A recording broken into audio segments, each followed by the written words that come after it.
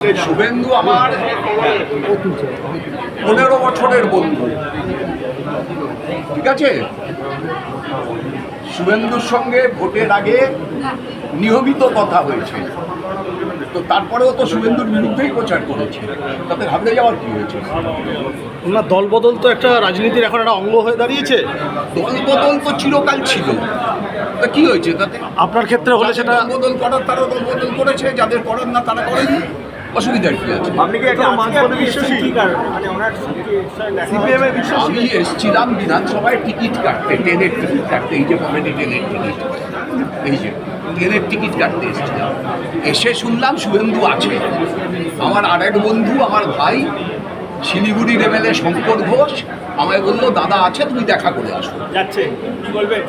আমি বললাম কিছুই বলবো না, হাত মেলাবো, অভিনন্দন জানাবো, চলে যাবো।